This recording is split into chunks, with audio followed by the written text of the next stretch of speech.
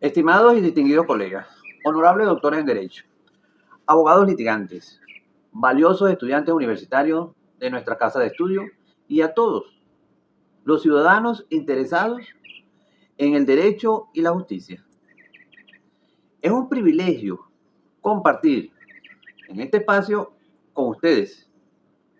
Hoy nos convoca un tema que es la continuación, o la parte 3 de la continuación de los cómputos, un tema de cardinal importancia en la práctica jurídica penal, donde involucra la gestión del tiempo, que va más allá de ser una mera formalidad para erigirse como un pilar fundamental de la justicia. Le diserta su abogado Leonardo Velázquez.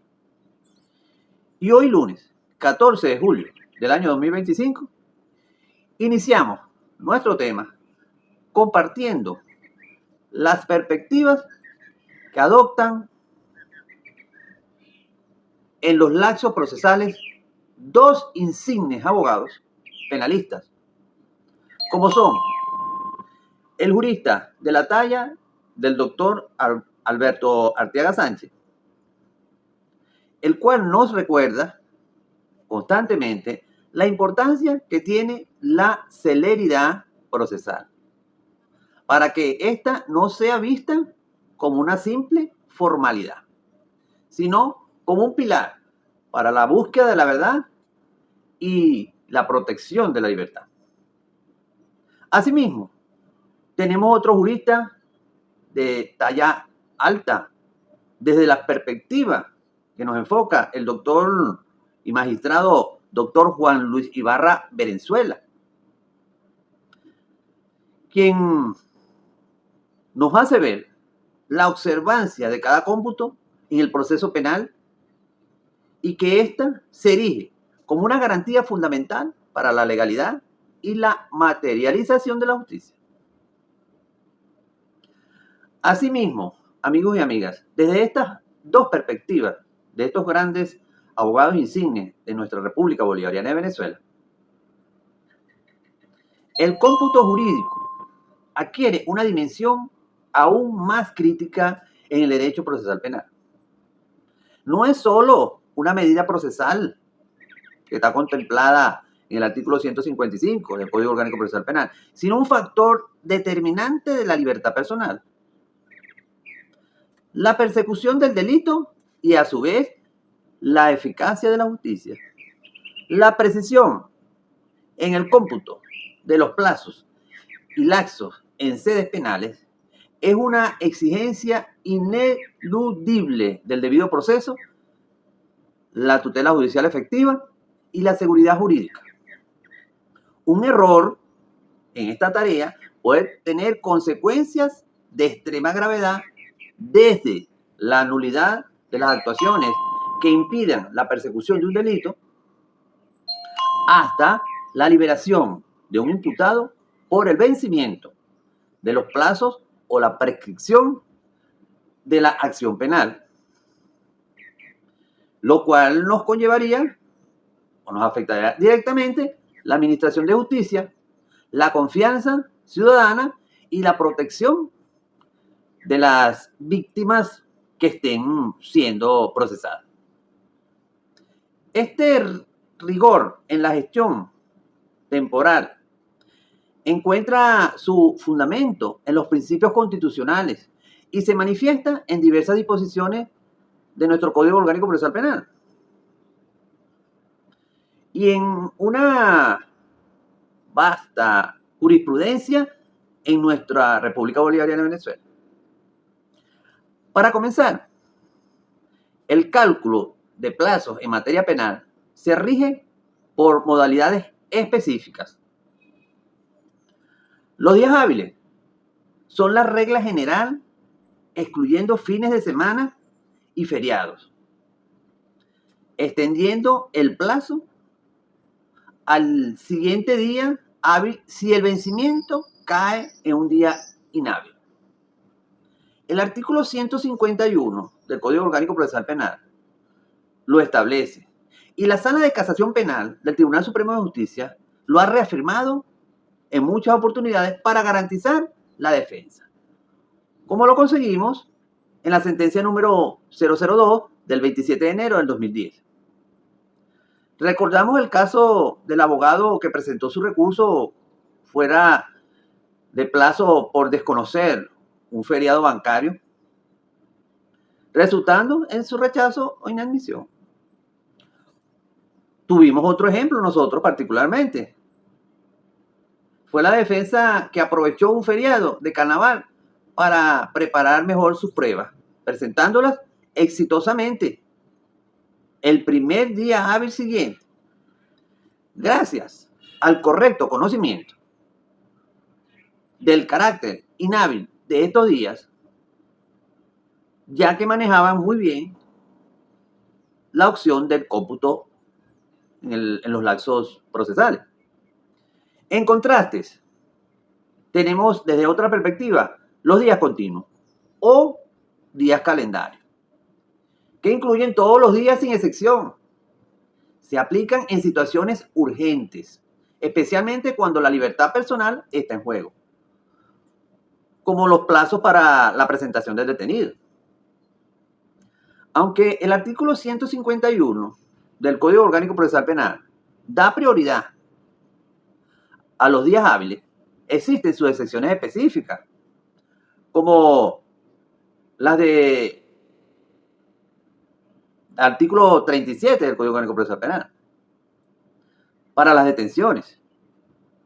Por su parte, la Sala Constitucional del Tribunal Supremo de Justicia ha dictaminado que los plazos que afectan la libertad deben interpretarse en forma continua para garantizar la celeridad del proceso. Eso nos lo señala nuestra sala a través del Tribunal Supremo de Justicia en la sentencia número 107 del 16 de febrero del año 2005. Tuvimos un ejemplo nosotros, un fiscal, al ignorar el cómputo continuo de las 48 horas para presentar un detenido, provocó su liberación al vencimiento del plazo. Otro caso que hubo por allí, un juez actuando bajo el principio de favorecimiento de la libertad, habilitó un sábado para resolver un habeas corpus, garantizando la pronta liberación del afectado. En caso de extrema urgencia, se deben utilizar las horas, como las 48 horas para la presentación del detenido, como nos lo señala claramente el artículo 37 de nuestro Código Orgánico Procesal Penal. Además, amigas y amigos, abogados litigantes, doctores en Derecho, estudiantes universitarios en nuestra casa de estudio y las personas interesadas en el derecho, la determinación precisa del inicio y fin de los lapsos, eso es crucial, elemental, fundamental. El cómputo suele comenzar al día siguiente a la notificación o al acto que lo origina. Si el último día es inhábil y el cómputo es en días hábiles, se debe prorrogar al día siguiente hábil. No lo señala el artículo 152 del Código Orgánico Procesal Penal y el artículo 37 de la misma norma adjetiva penal. Por su parte, nuestro máximo Tribunal Supremo de Justicia, de la Sala de Casación Penal, ha insistido en que el día del acto no se cuenta para iniciar el cómputo. Eso nos lo señala la sentencia número 167 del 29 de abril del año 2014.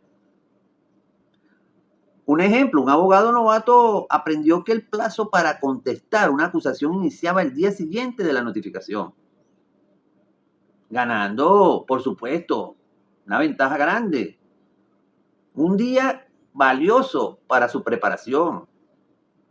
De igualmente, tenemos que pensar que la correcta cuenta del plazo de un dictamen judicial, comenzando el día siguiente de su entrega, evita la nulidad por ser extemporánea. Asimismo, los días inhábiles son aquellos donde los plazos no corren, salvo excepciones urgentes. Incluyen fines de semana, feriados, y recesos judiciales. 3 elementos. Fines de semana, feriado y recursos judiciales, recesos judiciales, que son elementos primordiales para hacerlo efectivo. Su correcta identificación es vital para evitar perjuicios. El artículo 151 del Código Orgánico Procesal Penal y el artículo 150 de la misma norma adjetiva penal, que permite la habilitación de días y horas para actos urgentes,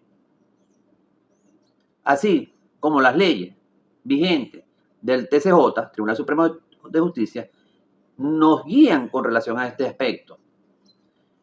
En un caso que hubo, recuerdo yo, un secuestro, el juez habilitó un domingo de Pascua para una declaración crucial, cuya no realización habría estancado la investigación. Asimismo, también hubo otro caso. Un abogado diligente aprovechó una habilitación especial durante un receso judicial para presentar una solicitud de libertad urgente, evitando una espera demasiado prolongada. Entonces observamos claramente las ventajas que tiene este aspecto. Profundizando en las pausas y reinicios del reloj penal, también distinguimos entre la suspensión e interrupción. Las suspensiones detienen el cómputo y lo reanudan desde el punto donde se quedó. Es muy importante en la prescripción de la acción penal o en el cómputo de la detención preventiva. El artículo 35 del Código Orgánico Procesal Penal vigente y otras disposiciones que contemplan estas opciones, así como nos lo señala y de igual manera la Sala de Casación Penal del Tribunal Supremo de Justicia, la cual nos ha reiterado que la suspensión de la prescripción opera por causales legales y se debe reanudar una vez que cesan esos causales. Eso nos lo tiene establecido nuestro Tribunal Supremo de Justicia en la sentencia número 346 del 14 de julio del año 2011. Se notó también en un caso que hubo de fraude, fue salvado de que fuera prescrito gracias a la suspensión generada por un recurso de amparo. En otro proceso que le dimos seguimiento, un imputado detenido preventivamente se le suspendió durante su traslado, reanudándose el cómputo de sus lapsos de procesado o de su detención sin perjuicio a su regreso.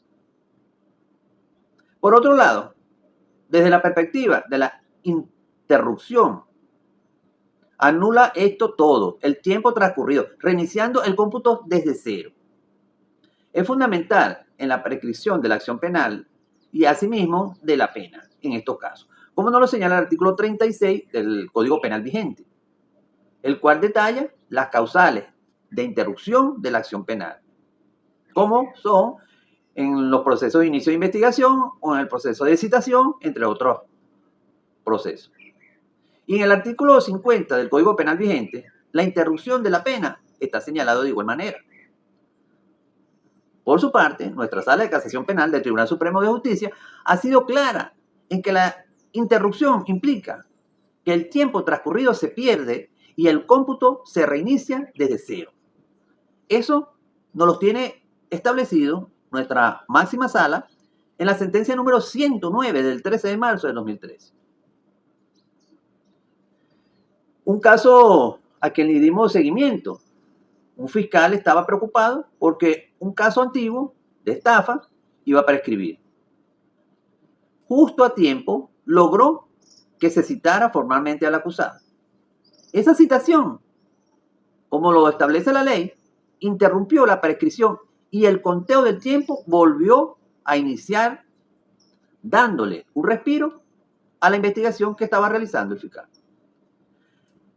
Similarmente, la captura de un prófugo, en un caso que estuvimos llevando con una nueva orden de aprehensión, interrumpió la prescripción de su pena pendiente.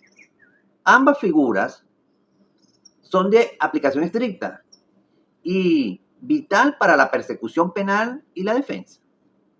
Por consiguiente, la importancia del cómputo correcto en lo penal es innegable, ya que un error en el cómputo puede tener consecuencias devastadoras, como nulidades en los procesos que nos invaliden actuaciones realizadas fuera del término, como nos lo estipula el artículo 175 y 174 del Código Orgánico Procesal Penal. Por su parte, nuestra Sala Constitucional del Tribunal Supremo de Justicia nos ha declarado estas violaciones como nulidades absolutas. Nos lo señala claramente la sentencia número 107 del 16 de febrero del año 2005. Hubo una vez un fiscal que presentó una acusación un día tarde y provocó su nulidad, anulando consecuentemente todos los meses que había realizado su investigación. De igual manera, también hubo otro caso. Un testigo clave, fue invalidado por declarar fuera del lapso probatorio, priorizando la forma sobre el fondo. Asimismo, en nuestros cómputos establecidos en el Código Orgánico Procesal Penal, también se producen preclusiones y pérdidas de derechos, donde la inacción en el plazo legal extingue una facultad procesal, como la presentación de la acusación, establecido en el artículo 309 del Código Orgánico Procesal Penal, o la interposición de los recursos, como nos lo señala el artículo 439 y 452 de la misma norma adjetiva penal. Por su parte, la Sala de Casación Penal de nuestro Tribunal Supremo de Justicia nos orienta al respecto sobre la preclusión como garantía de celeridad. En la sentencia número 000321 del 22 de julio del año 2009. Por su parte, nosotros tuvimos un caso de un fiscal que dejó precluir un plazo para acusar y resultó en la liberación del delincuente, cosa grave para la sociedad. Un abogado que demoró su apelación por confiarse y la presentó fuera de la hora, perdió la oportunidad de revisión. Son casos que se han visto y que son importantes y que debemos evitar. La prescripción del delito o de la pena es el riesgo más grave.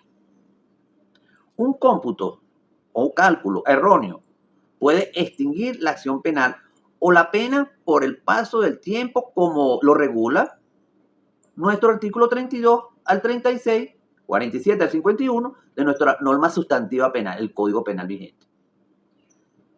La Sala de Casación Penal del Tribunal Supremo de Justicia ha enfatizado que la prescripción opera de pleno derecho.